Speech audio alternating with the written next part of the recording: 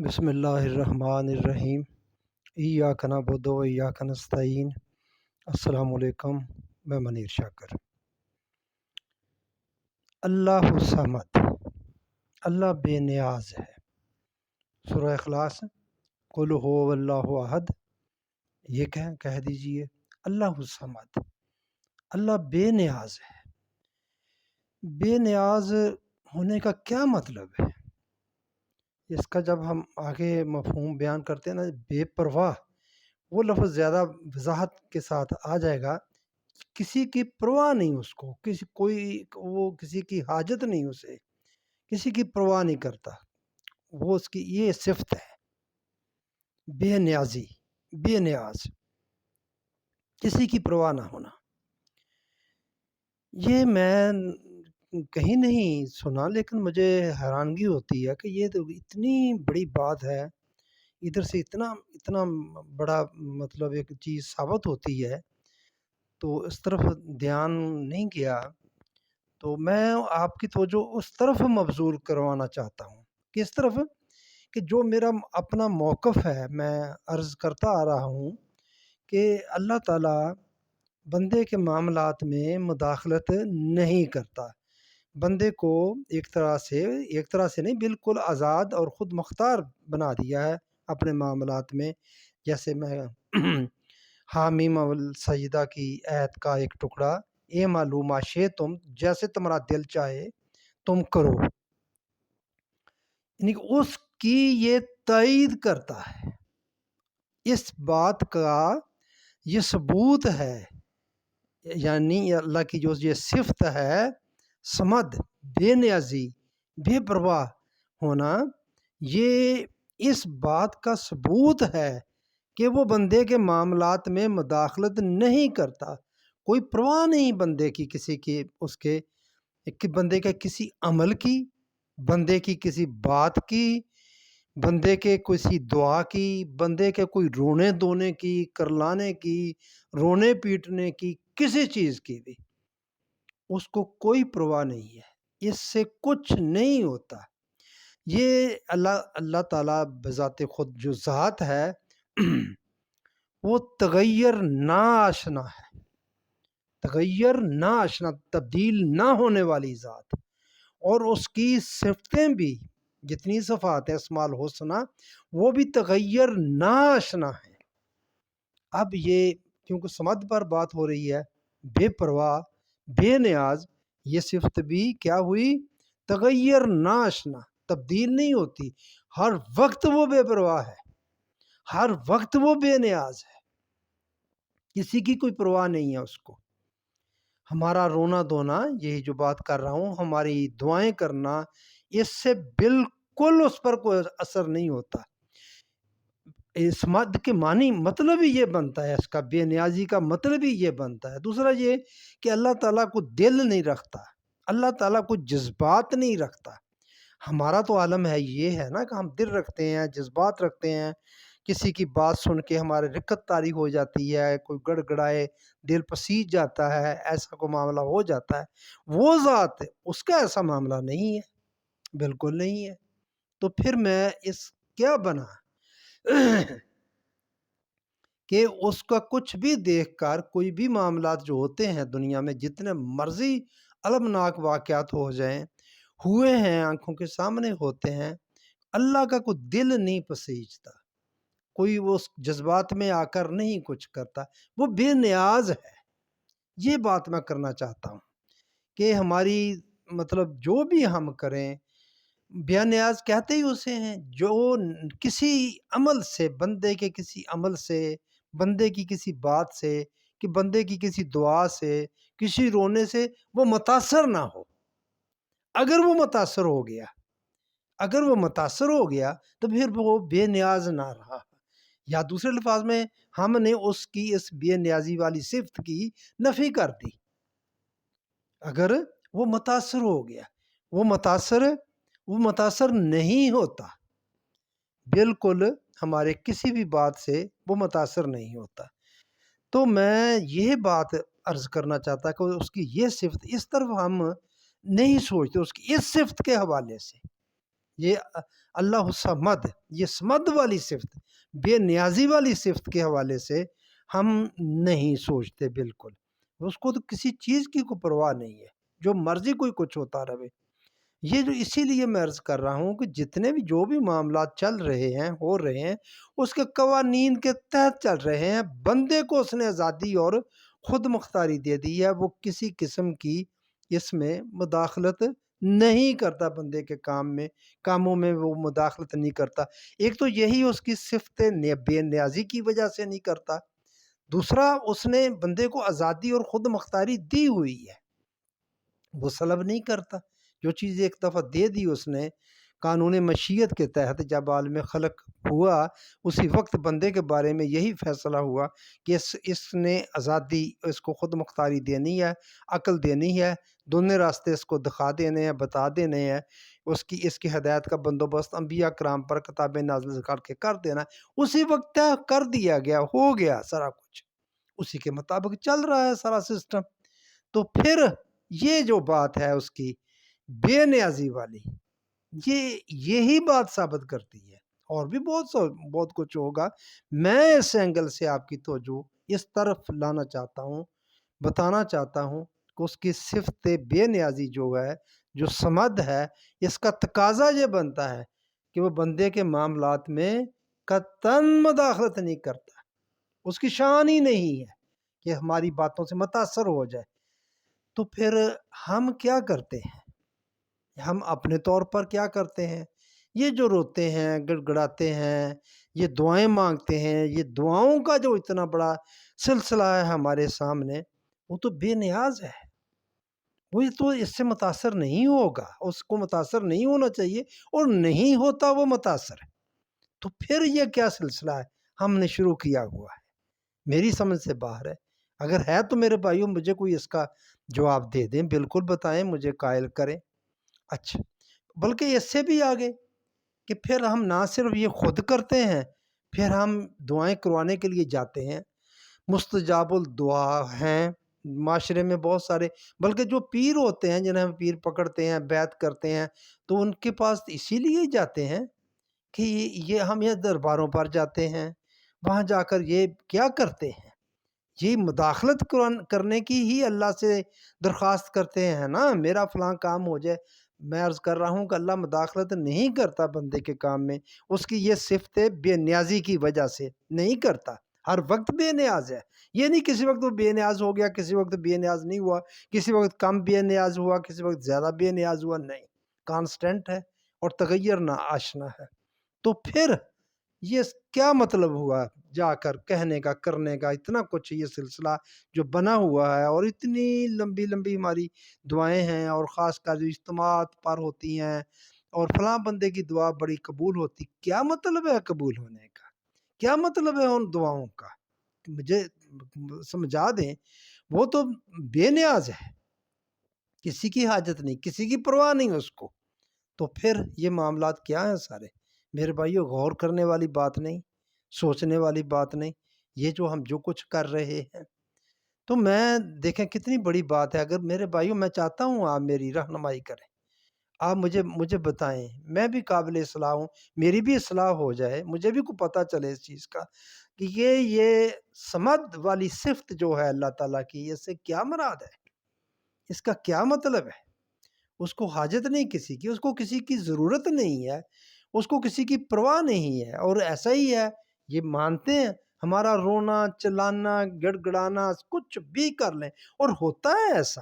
میرے بھائیوں، میں آپ مصائب کو دیکھیں، آپ دنیا کے، تو کس طرح ہماری حالت ہوتی ہے۔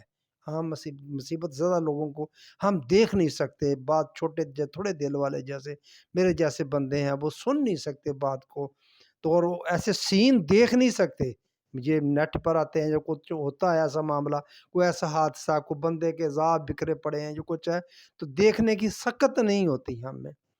تو کیا ہوتا ہے جو دیکھنے والے ہیں اس کے عزیز و کارب، کس طرح ان کی چیخیں نکلتی ہیں، ان پر کیا گزرتی ہے دل پر۔ میں بار بار مثالیں دیتا ہوں، یہ برما کے مسلمانوں کی جو کشتیوں بر بر کے جاتی تھیں، تو وہ اس پر اللہ پر کوئی اثر نہیں ہوا، اس کا نہیں ہوا، بے نیاز ہے وہ، آپ کے سامنے، کیا وہ دعائیں نہیں کرتے ہوں گے؟ ان کے دل سے دعائیں نہیں نکلتی ہوں گی؟ جب کشتیاں ڈوب رہی ہوں گی، یا جب ان پر جو مخالف ہیں، برما والے یا ہندو جو بھی ہیں، وہ ان پر حملہ کرتے ہوں گے، ان پر گولیاں چلاتے ہوں گے، ان کی گردنیں کاٹتے ہیں آروں سے قطار میں لگا کر، تو ان کے دل سے دعائیں نہیں نکلتی ہوں گی؟ دل سے نکلتی ہوں گی۔ وہ نہیں مداخلت کرتا، وہ نہیں مداخلت کرتا، صفت سمد کی وجہ سے بے نیاز ہے وہ۔ اب لبنان میں دیکھ لیں، یہ فلسطین میں دیکھ لیں، کب سے ہوتا آ رہا ہے؟ ہاں، یہ 48 سال جب سے پاکستان بنا، اس وقت اسرائیل، جب سے اسرائیل بنا اس وقت سے ہی معاملہ شروع ہے۔ اب دیکھیں اتنی بمباری ہے، چیتھڑے اڑ جاتے ہیں لوگوں کے، اپنے پیاروں سے کس طرح وہ جدا ہو رہے ہیں، تو ان کے دلوں سے سارا کچھ نکلتا ہے نا۔ دل سے نکلی ہوئی دعائیں کا دل سے دعا کریں، آپ کہتے ہیں نا اکثر، تو کیا ہوتا ہے؟ کچھ ہوتا ہے؟ نہیں، کچھ بھی نہیں ہوتا۔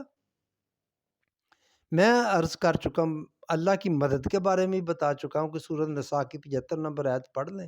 وہ مکہ کی بستی والے صحابی تھے، وہ کیسے مسلمان تھے؟ اتنے بیچارے مصیبت زدہ تھے، 13 سال مکہ کی زندگی کتنی مشکل تھی مسلمانوں پر، تو وہ پکار رہے تھے، ہجرت نہیں کر سکے، تو اللہ تعالیٰ نے پھر کیا، نبی تھا اور ان پر وحی بھیجی کہ کرو۔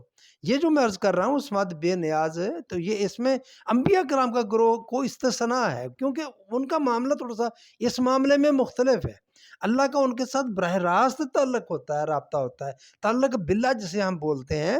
یہ بندے کا عام غیر از نبی کا اور انبیاء کرام کا مختلف ہے، سیدھی سی بات ہے کہ اللہ براہ راست ان کے ساتھ، وہ اللہ کے براہ راست زیر نگرانی ہوتے ہیں، لیکن باقی مخلوق کے لیے جو اس کا نظام چل رہا ہے، اس میں سمد وہ جو ہے، وہ جو بے نیاز ہے، وہ جو بے پرواہ ہے، اس کے تقاضے کی میں بات کر رہا ہوں۔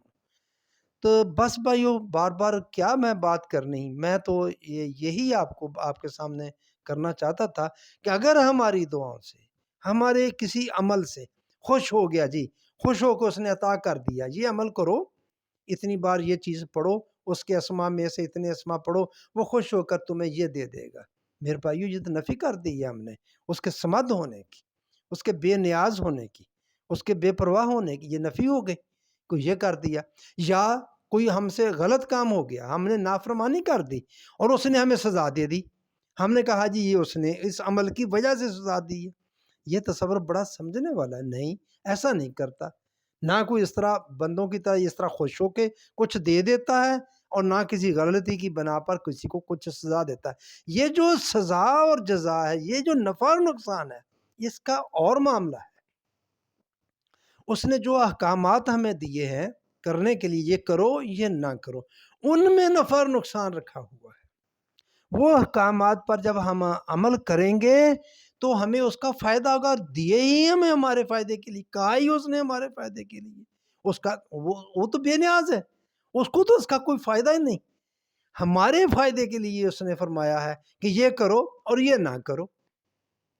جس کا کہا ہے نہ کرو تمہیں نقصان ہوگا، تو نقصان اس جو روکا گیا تھا، وہ ہم نے کیا تو نقصان ہو گیا، اس سے کوئی نہیں کہ وہ ناراض ہو گیا ہم سے، ایسی بات نہیں ہے۔ یا جس کا حکم دیا وہ کر لیا، ہمیں اس کا فائدہ ہو گیا، تو دیا ہی ہمارے فائدے کے لیے تھا، یہ نہیں کہ وہ خوش ہو گیا۔ یہ سمجھنے والی بات ہے، وہ بے نیاز ہے۔ اللہ کی رضا اور خوشنودی بات کو سمجھیں۔ اعمال طے کر دیے گئے، اعمال طے ہیں، اس وقت سے طے ہیں، یہ کرو گے اس میں اس کی رضا ہے، یا یہ کرو گے وہ خوش ہو جائے گا، یہ کرو گے وہ ناراض ہو جائے گا، غضب ناک ہو جائے گا، تم پر غضب ہوگا، یہ اس طرح ہے۔ وہ ذات کو کچھ نہیں ہوتا، ذات کو کچھ نہیں ہوتا، اس اعمال کا نتیجہ ہے، ان اعمال کا نتیجہ ہے، نفع والے نقصان، فائدے والے نقصان اعمال اور خیر والے اعمال، اسی طرح تو اپوزٹ اس کے نقصان والے جو ہیں، وہ کرنے سے وہ ہوتا ہے۔ تو میں سر دست آپ کے سامنے یہی رکھنا چاہتا تھا، یہ سمد کا معنی مفہوم اس کو ایکسپلین کرنا چاہتا ہے، اس اینگل سے آپ ذرا اللہ کی طرف آئیں اور اللہ کو دیکھیں، اور پھر دیکھیں کہ یہ ہم کتنی، میں تو یہی کہوں گا، ہم کتنی قباحتوں سے بچ جائیں گے۔ یہی جو ہم جاتے ہیں لوگوں کے پاس، بزرگوں کے پاس، درباروں پر جاتے ہیں، ویسے تو دیکھیں آپ، مجھے حیرانگی ہوتی ہے ان چیزوں کی، یعنی کہ یہ غیر مقلد جو ہیں، جنہیں ہم وہابی بولتے ہیں، وہ ان چیزوں کی سخت کرتے ہیں، مذمت کرتے ہیں یا مخالفت کرتے ہیں، درباروں پر جانے کی یا پیروں کے پاس جانے کی، مگر یہ کیا قیدہ ہے ان کا؟ ہم جاتے کیا لینے کے لیے ہیں؟ اگر دین سیکھنا ہے تو وہ ایک الگ بات ہے، اس کے لیے جائیں، وہ جہاں سے بھی آپ کو علم ملے آپ وہاں جائیں۔ وہ تو سفر کہا ہے کہ عرب میں بیٹھ کر کہا ہے، اس وقت کے حالات میں کہا ہے کہ تمہیں چین جانا پڑے تو جاؤ، اور کیا ہونا، اور بڑی فضیلت علم حاصل کرنے کے لیے بہت سارے فرامین فرض قرار دے دیا مرد اور عورت پر۔ لیکن یہ جو کام کرنے کے لیے ہم جاتے ہیں کہ یہ جو اللہ کے مقرب ہیں یہ کہیں گے تو اللہ شاید بات سن لے گا، اللہ کر لے گا، کام کر دے گا۔ تہجد کے وقت اللہ کو پکاریں، اللہ دعا قبول کر لیتا ہے، اتنی بار آمین کہیں تو دعا قبول ہو جاتی ہے۔ یہ کیا معاملہ ہوا پھر؟ میرے بھائیو اس بات کو سمجھنے کی کوشش کریں، دعا کے تصور کو سمجھنے کی کوشش کریں، حقیقت میں وہ چیز کیا ہے۔ آپ دیکھ لیں، آپ کے سامنے ہے۔ میں تو کوئی فارسی نہیں، کوئی مشکل بات نہیں کر رہا، میں سمد کی بات کر رہا ہوں، بے نیاز ہونے کی، بے پرواہ ہونے کی بات کر رہا ہوں۔ آپ مجھے بتا دیں بے نیاز اور بے پرواہ کا مطلب کیا ہے، مفہوم کیا ہے؟ میں تو یہی لیتا ہوں کہ اس کے ہمارے کسی عمل کی ضرورت نہیں، اور ہمارے کسی عمل سے وہ متاثر نہیں ہوتا، کسی عمل سے متاثر نہیں ہوتا، جو مرضی آپ کر لیں، کرتے رہیں۔ تو پھر اس کا یہ بھی کہ وہ بندے کے معاملات میں مداخلت کرتا ہی نہیں ہے، یہ سے ثابت ہوتا ہے کہ بندے کے معاملات میں مداخلت کرتا نہیں۔ ہم مداخلت کروانے کے لیے کیوں جاتے ہیں بھائی؟ کیا ان کے کہنے پہ کر لے گا وہ مداخلت؟ نہیں کرے گا، اور نہیں کرتا وہ، اس کا قانون ہے، اپنا قانون وہ توڑتا نہیں ہے۔ وہ کیوں توڑے اپنا قانون؟ وہ اپنے قانون کے مطابق چلتا ہے جو اس نے بنایا ہے۔ یہ بھی میں عرض کر چکا ہوں، اس نے خود بنائے اور خود اس کے تابع ہوا اور خود اپنی مرضی سے چلتا ہے، قانون اپنی مرضی سے بنائے اس نے۔ تو میں بس یہی بات میرے بھائیوں آپ سے عرض کرنا چاہتا تھا۔ میرا خیال میں نے اپنی بات کوشش کی ہے جتنی آپ کو سمجھا سکوں کہ یہ سمد صفت کی وجہ، سمد کو سمجھتے ہوئے آپ اللہ کی طرف آئیں اور سمجھنے کی کوشش کریں بندے کے معاملات کے بارے میں، کہ وہ بالکل متاثر نہیں ہوتا ان ہمارے کچھ بھی کرنے سے۔ یہ کرنا ہمارا، اس کو یہ علم حاصل کریں آپ، کیا کام کرنے ہیں، کیا فائدے والے ہیں، کیا نقصان والے ہیں۔ جس میں فائدہ رکھو اس میں آٹومیٹک آپ کا فائدہ ہو جائے گا۔ آپ دیکھ لیں وہ کتنے جھنجھٹوں سے آپ کی جان چھوٹ جاتی ہے۔ یہ جو ہم ان لوگوں کی طرف جاتے ہیں، یہ جو ورد وظیفے بتاتے ہیں، یہ کریں گے اللہ یہ کر دے گا، نہیں کرتا، وہ ایسا نہیں ہوتا۔ وہ چیزیں اس لیے نازل ہوئی نہیں، قرآن پاک کی آیات اور صورتیں اس مقصد کے لیے نازل ہی نہیں ہوئی۔ وہ تو سمجھنا ہے، سمجھ کے اس کے مطابق زندگی گزارنی ہے۔ یہ جو کرنا ہے یہ بالکل ہی غلط ہے، یہ تو بالکل غلط ہی میں کہوں گا۔ اور میں کوئی عالم تو نہیں ہوں کہ میں فتویٰ لگا دوں کو کسی قسم کا، یہ تو بالکل ہم پٹڑی سے اترے ہوئے ہیں، کسی اور طرف ہی جا رہے ہیں، کر رہے ہیں۔ تو بس میں یہی عرض کرنا چاہتا تھا کہ اسے بہت جھنجھٹ ہے، بہت جھنجھٹوں میں ہم پڑے ہوئے ہیں، بہت ہی غلط عقائد کی طرف جا رہے ہیں، گئے ہوئے ہیں اور ان پر عمل پیرا ہیں اور بھاگے جا رہے ہیں، بات سننا بھی گوارا نہیں کرتے۔ تو میرے بھائی ذرا غور کرنا، بس میں تو یہی عرض کر سکتا ہوں کہ اس پر ذرا غور کرنا۔ آپ کے ذہن میں کوئی بات آئے تو پلیز میری ریکویسٹ ہے، میں ضرور آپ سے ریکویسٹ کروں، میں اتنی بڑی بات کر رہا ہوں میرے بھائیوں، اگر آپ مجھے اصلاح کر دیں میری، تو میرے لیے اور یہ سے بڑا احسان کوئی نہیں ہوگا، یہ آپ کا بہت بڑا احسان ہوگا۔ تو مجھے آپ بتا دیں کہ یہ سمد کسے کہتے ہیں، بے نیاز کسے کہتے ہیں، بے پرواہ۔ میں جو سمجھا ہوں میں نے عرض کر دیا آپ کے سامنے، میں نے وہ ساری بات جو میرے دل کی تھی میں نے کھل کے آپ کے سامنے بیان کر دی۔ آپ کے اگر ہے تو پلیز میری رہنمائی کریں، خدا کے واسطے میری رہنمائی کریں، مجھے ضرور بتائیں آپ اس کا۔ تو بس میں اتنی بات آپ کے سامنے کرنا چاہتا تھا، کافی لمبی ہوگی۔ آپ کی مہربانی، آپ نے میری بات سنی۔